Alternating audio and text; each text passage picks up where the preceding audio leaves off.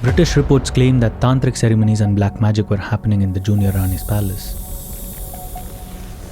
Sethu Lakshmi Bayi understood what it felt like to be powerless. She lived under what she described as the vexing control of the junior Rani. C.P. Ramaswamy even communicated with Muhammad Ali Jinnah exploring possible ties with Pakistan. 28-year-old Sethu Lakshmi Bayi became the Regent Queen of Travancore. Travancore, under C.P. Ramaswamy's influence and likely encouraged by Sethu Parvathi, made a stunning announcement. In June 1947, they would not join the Indian Union. They would declare independence.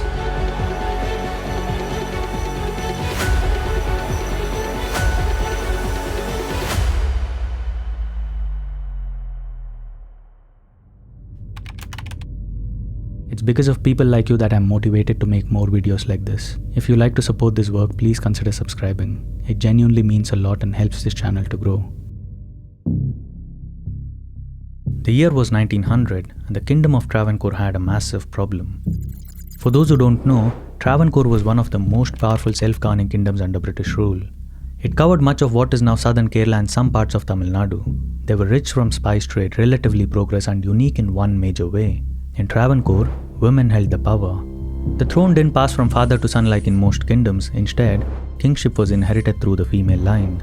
The king's own children couldn't inherit. The crown went to his sister's son. This meant queens and princesses were the most important people in the entire dynasty. But in 1900, there was a crisis. The royal family had plenty of men and an aging queen, but no young royal daughters. And without girls to continue the bloodline, the entire dynasty could collapse within a generation. So Maharaja Sri Moolam Tirunal made a desperate decision. He would adopt girls from a related noble family to be daughters of the senior Maharani, his only sister who had no children. He looked to the Kolathiri clan of Malabar in northern Kerala, where two little girls had just been born to the two nieces of the legendary painter, Raja Ravi Varma. The elder girl was Sethu Lakshmi Bayi, born in 1895. The younger one was Sethu Parvathi Bayi, born in 1896. In August 1900, these two cousins, just 5 and 4 years old, were formally adopted into Travancore royal family. Can you imagine that? One day you're just a child playing in your house. The next day you're being told your royalty and the future of an entire kingdom depends on you. Sethu Lakshmi Bayi became the senior Maharani of Attingal, the highest ranking woman in the kingdom. Sethu Parvathi Bayi became the junior Maharani, also known as Ilaya Tampuratti. Now that single year difference, that tiny gap in their ages to become senior and junior, would define everything that came next. Sethu Lakshmi was quiet, reserved, and deeply spiritual. She approached her duties with this serious and almost religious devotion. Sethu Parvathi was the opposite. She was bold, charismatic, and outgoing. She loved attention and had this natural magnetism to draw people to her. She was later known to have played golf, gone on jungle safaris, and even piloted airplanes. She was better known as the Rebel Maharani. If their birth order had been reversed, maybe everything would have been different. But with Sethu Lakshmi being the senior one, the protocol meant she would always stand first in line for power. No matter how talented or brilliant Parvati was, she would always be second. Around the age 10, both the girls went through arranged marriages. But these weren't normal marriages. In Travancore, queens chose consort who would father their children. These men could never be kings. They had to bow to the queen and call them Your Highness in public, a complete reversal of patriarchal India. In 1906, Sethu Lakshmi married a young aristocrat named Sri Ramavarma of Haripad. The following year, Sethu Parvathi chose Ravi Varma, notably an educated man from the family of Raja Ravi Varma. They were of course child marriages, although actual marital life would be delayed until they were older. 5 years later in 1912, Sethu Parvathi Bayi, the younger one at age 16, gave birth to a son. Prince Chitira Tirunal Balarama Varma, the heir to the throne of Travancore. Sethu Parvathi became Amma Maharani, the Queen Mother. She eventually had 3 more children, including another son in 1922, securing her branch of the family. And you can ask me, what about Sethu Lakshmi, the elder one? Her life had taken a heartbreaking turn in 1910 when she suffered a devastating miscarriage. Palace gossip spread that senior Maharani might be infertile. She eventually did have 2 daughters, but daughters didn't really matter for succession, only sons counted. So here was the situation. The younger one had produced the future king, and the elder cousin had no male heir. In any normal system, this would settle everything. Parvati would be the clear winner. But in Travancore, seniority mattered more than motherhood. Sethu Lakshmi Bayi still outranked her cousin regardless of who had sons. The system went about to create a poisonous situation between the cousins. Parvati had the heir but not the rank, Lakshmi had the rank but not the heir, and the stage was set for a collision that would consume both their lives.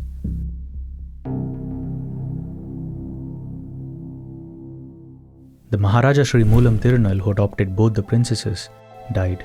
According to Travancore's succession laws, the next ruler should be 12-year-old Prince Chithura Tirunal, Sethu Parvathi's son. But there was a problem. He was just a child.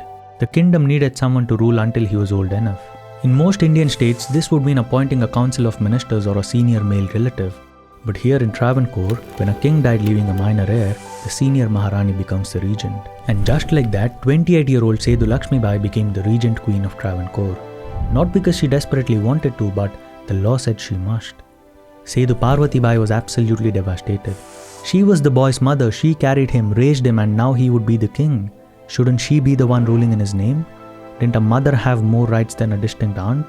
She protested to the British authorities, wrote letters to the viceroy, she argued her case, but whatsoever, the law was clear. The senior Rani would be the regent and Sethu Parvathi's protests were ignored. One historian who studied this period wrote something revealing. It was a bitter blow to her that her quiet, retiring cousin became regent, and bitterer still that the cousin quickly won the love and respect of the people. From this moment forward, their relationship turned toxic. What was once rivalry became genuine hatred. But here's what nobody expected. Sethu Lakshmi Bayi turned out to be an incredible ruler. Despite her quiet nature, she proved herself almost immediately. The years from 1924 to 1931, her regency, are remembered as some of the most progressive in Travancore's history. She channeled a huge share, nearly a fifth of state's revenue, into education. Schools sprang up across the kingdom, literacy rates soared, especially among girls. This was the foundation that would eventually make Kerala the most literate state in India. She appointed Dr. Mary Poonen, often described as India's first woman minister, to run the state's health department. Hundreds of women got jobs as teachers, nurses, and government clerks.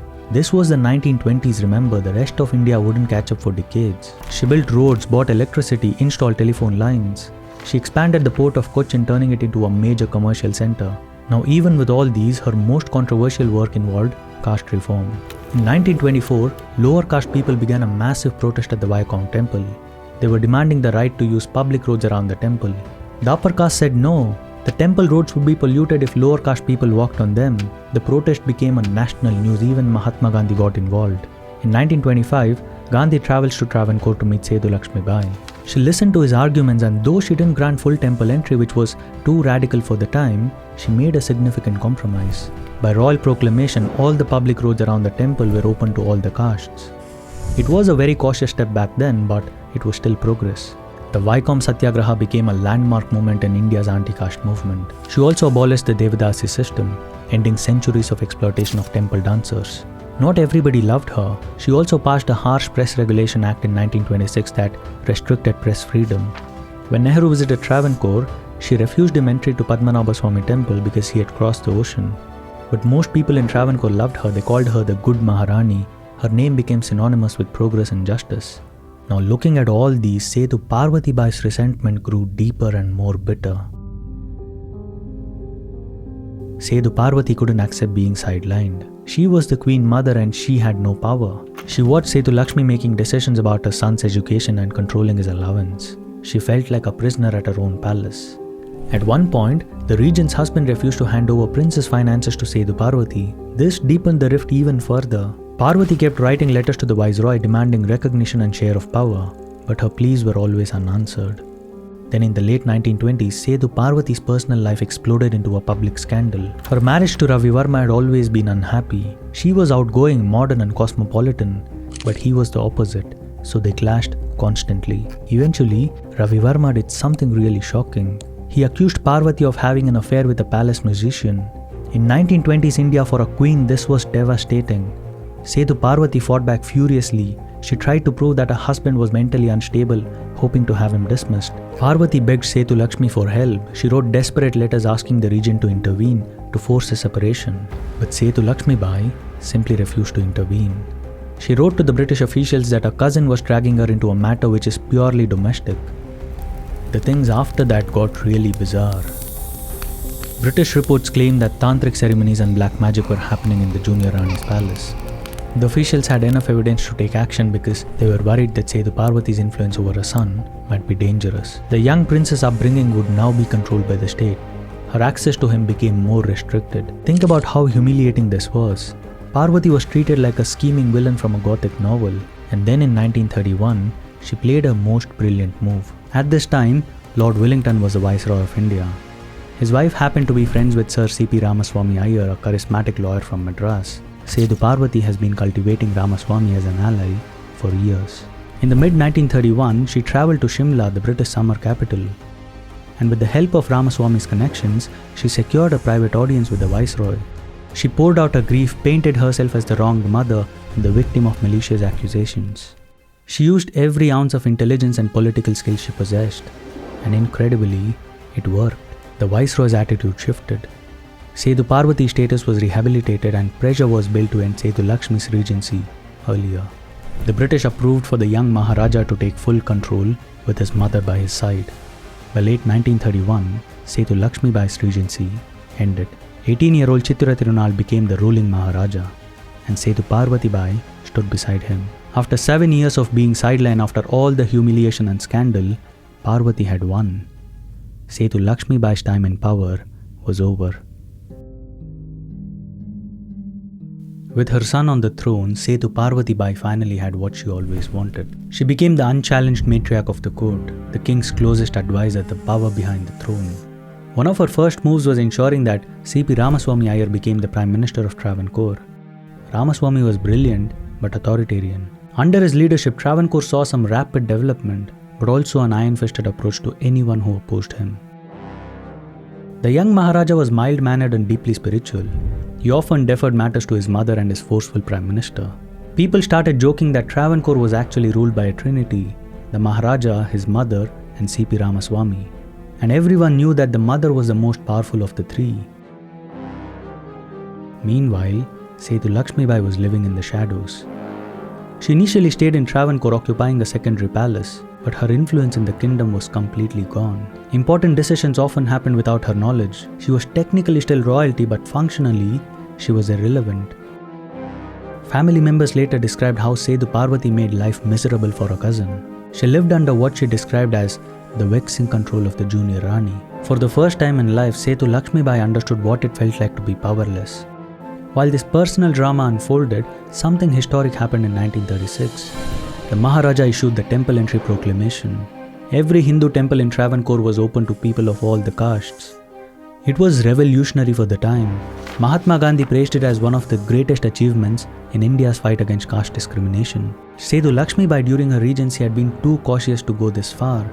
She feared massive backlash from Orthodox Hindus. Now Sethu Parvathi Bayi understood the political necessity of this reform. By allowing her son to make this proclamation, the royal house won tremendous goodwill. The bad Maharani image began to soften. People started to acknowledge that she too could champion progress. But who was Sethu Parvathi Bayi really? Was she just a villain or a power-hungry schemer? The truth was way more complicated. She was remarkably talented, an accomplished Veena player, a patron of Carnatic music, fluent in French and Sanskrit. She travelled internationally, piloted airplanes, and even scandalized society by flying to Europe without a male escort. She served as president of All India Women Conference and even led the National Council of Women in India. She invited birth control advocate Margaret Sanger to Travancore to lecture Indian men about family planning. In many ways, Sethu Parvati rejected the stereotype of the submissive Indian queen. There was a case to be made that she was actually a feminist icon ahead of her time. But her methods, her ruthlessness, her hunger for power, these make her controversial even today. For Sethu Lakshmi Bayi, the 1930s and 40s were filled with sadness and heartbreak. She left Travancore in 1934 and relocated to Bangalore for long periods. She would also write to the British requesting for a pension for her years of service. The once proud queen reduced to bargaining for allowances. But material wealth wasn't the issue. She had jewels, estates, multiple properties. But all the diamonds in the world couldn't heal the wound. She gave everything to Travancore and now she was cast aside and forgotten. By the mid-1940s, something bigger than a palace intrigue took over. The British Raj was ending and India would soon be independent. Now every princely state faced a crucial decision. Join India, join Pakistan, or try to remain independent. Travancore, under C.P. Ramaswamy's influence and likely encouraged by Sethu Parvathi, made a stunning announcement. In June 1947, they would not join the Indian Union. They would declare independence. It was bold and almost reckless. C.P. Ramaswamy even communicated with Muhammad Ali Jinnah exploring possible ties with Pakistan. But this independence bid unraveled quickly. It was deeply unpopular with the people and nationalist leaders. Tensions exploded in the country. On July 25, 1947, during a public event in Trivandrum, a young man attacked Ramaswamy with a knife, stabbing him in the neck. He survived, but the message was clear. Travancore dropped the independence plan after this and Ramaswamy resigned as Prime Minister. In the late 1949, Travancore merged into the Union of India, combining with Cochin to form the short-lived state of Travancore-Cochin, which later became Kerala. The Maharaja became a ceremonial figurehead for a few years before the position was completely abolished. For Sethu Parvathi, the end of monarchy was bittersweet. She had fought for decades to control a kingdom that no longer existed, but ever practical, she moved on. Although she remained in the royal palace in Trivandrum, still addressed as Amma Maharani. Within the walls of Claude Palace, she was still the queen in spirit. For Sethu Lakshmi, independence brought a different kind of freedom. No longer did they have to live under the junior Rani's authority. In 1957, Sethu Lakshmi Bayi moved to Bangalore permanently. She gave up the title Her Highness and became simply Srimati Sethu Lakshmi Bayi. The final decade saw both the women fade into the background of a rapidly changing India. The two Sethu princesses, adopted together in 1900 as little girls meant to save a royal line, they went out of this world in a completely different ways. These two women who hated each other both contributed to making Kerala what it is today. The tragedy wasn't that they were enemies. The tragedy was that the system made them enemies. Sometimes the hardest battles are with the people closest to us. Every villain has a story and every hero has flaws. And the truth is always complicated than the legend. That, my friends, was the forgotten saga of the rival queens of Travancore. If you learned something from this video, please subscribe to the channel. Your support genuinely motivates me to create more documentaries like this. And don't forget to let me know your thoughts in the comments. Until next video, take care.